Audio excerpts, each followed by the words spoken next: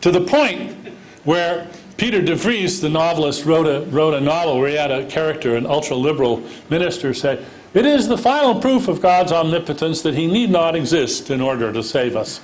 That's the Reverend Mackerel in the Mackerel Plaza. So that's deliberate comedy, but sometimes truth is funnier than fiction. God is so great that the greatness precludes existence. That's from a book by Raimundo Panikkar, and it is deadly serious. So what we've seen is that the picture of God has gradually become more and more foggy. It's lost its detail. I'm going to close then with just one puzzling quote from Dinesh's book. He says, in that disparaging tone of his, that I fear that a toxic religious mania could end human civilization overnight. Well, I do.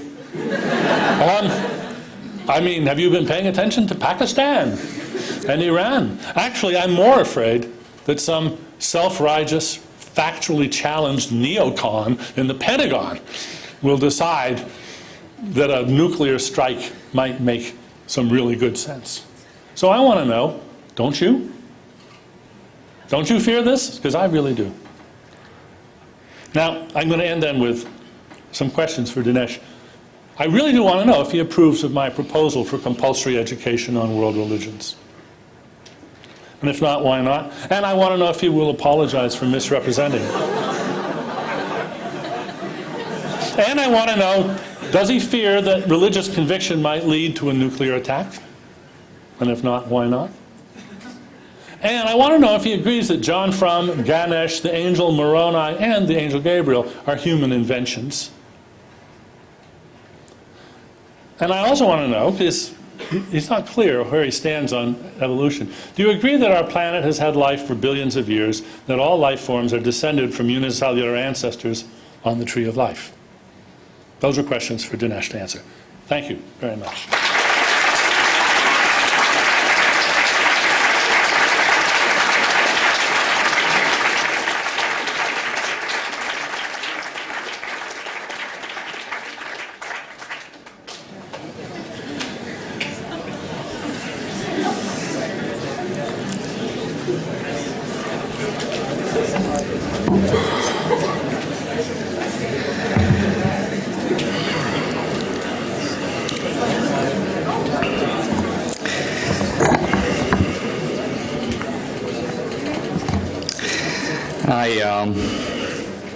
I see I have a wide podium here. I guess I didn't have to wear pants.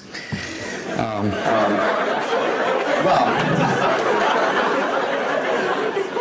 trying to decide in the time I have whether I should rebut Professor Dennett or just jump into my own thoughts. I think what I'll do is touch on a couple of points that he makes and then come back in my rebuttal and address them more fully. First of all, let's begin with a couple of factual errors.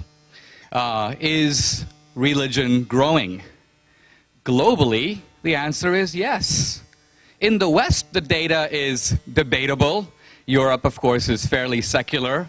In America, we've certainly seen a resurgent atheism.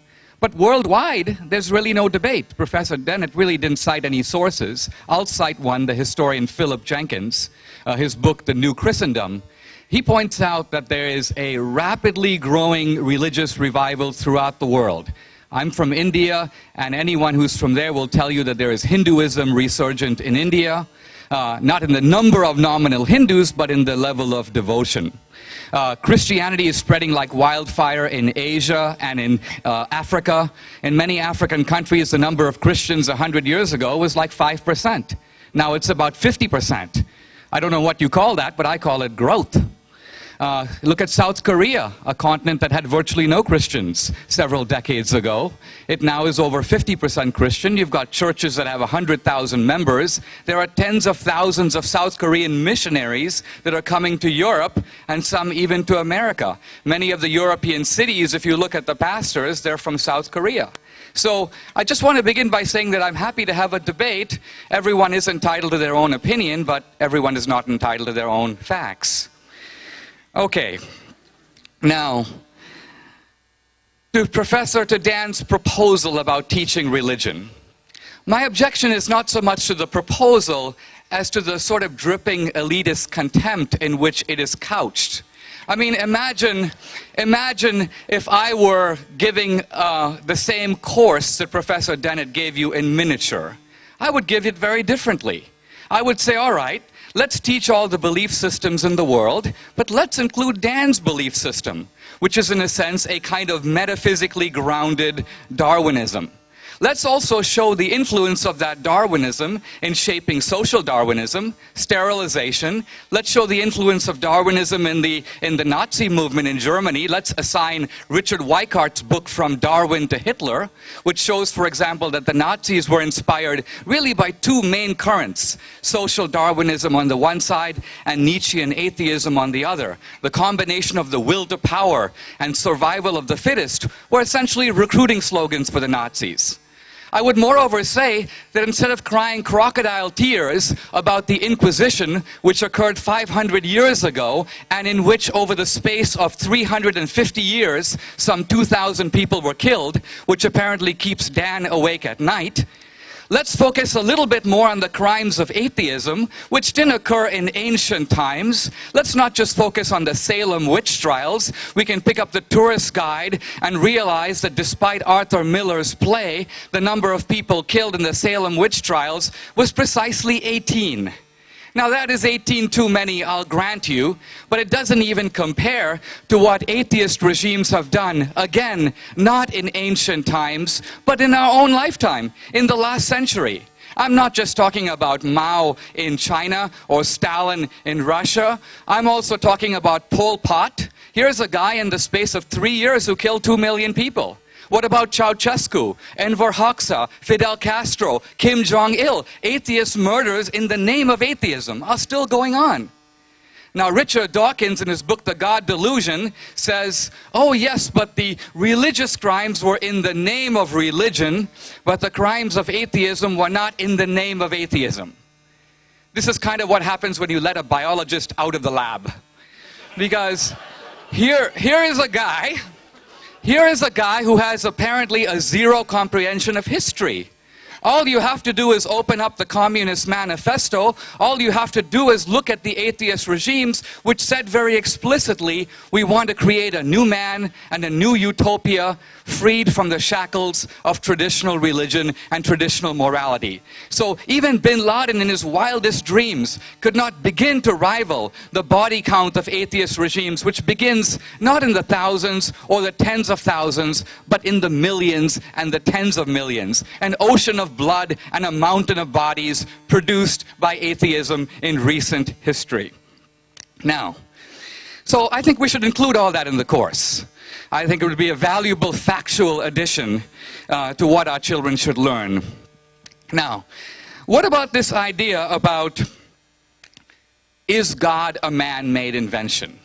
Professor Dan says that there is not a single point in religious doctrine that has any factual basis whatsoever.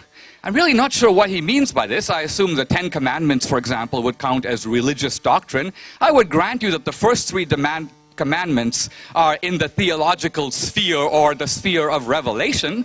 I would suggest all the other items are points of doctrine that are completely within the orbit of reason. We can debate whether children should honor their parents, or steal, or covet your neighbor's wife. I know that there are some people in academia who think that may be a good idea, but most people around the world think that that's a pretty damaging way to organize a society. So morality might well have a universal basis, and in that sense is completely in the domain of fact. I'm not saying it's established fact. I mean, it can be debated in those terms. I want to turn, though, a little bit more deeply to this issue of the existence of God, because that's kind of what we're debating here, and I want to do it purely by appealing to the same reason and science and evidence that Dan has relied on in his opening statement. Now, for a couple of hundred years, it did appear that scientific evidence was cutting, you might say, against theism.